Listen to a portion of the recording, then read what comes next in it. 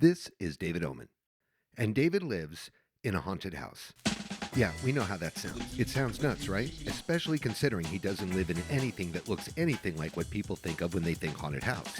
When people think haunted house, they mostly think this. But David built this really cool place on a hillside in one of the coolest areas of the hills surrounding Los Angeles. It's super modern looking, it's got a great view of Dr. Phil's house, hardwood floors, stainless steel appliances that make you think, come on, that's not a haunted house. But here's the thing. You know that old saying, location, location, location? Yeah, well, it turns out that the land is 200 feet from where some really famous people were murdered in the most sinister way by some followers who followed a guy who really was nuts.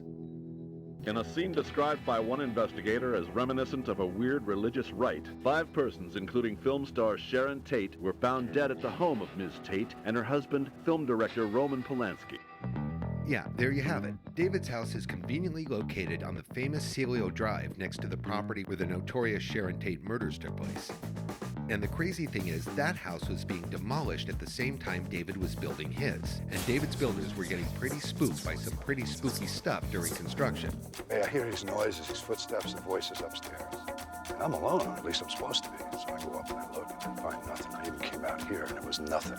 But one thing about David, he doesn't get spooked by spooky stuff. He gets intrigued. And after hearing and seeing some pretty weird things in his new digs, he put up cameras in every corner of the house he could, rolled tape, and captured his paranormal roommates doing their thing.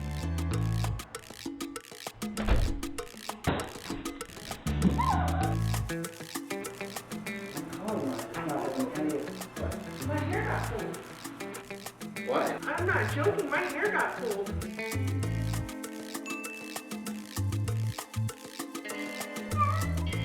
Then after showing the tape to some of the world's most famous paranormal experts, they started showing up, and the house got pretty famous. It's been on TV shows, there was a movie based on it, and people caught on and wanted to take tours and have seances. But then it gets even weirder because the more digging he did, the more creepy the story of the house and the circumstances surrounding it were. So we're going to give the lovers of the paranormal a pretty awesome top-to-bottom spirited look at one of the most active locations on Earth. Because the truth is, David really does live in a haunted house. And it's pretty awesome.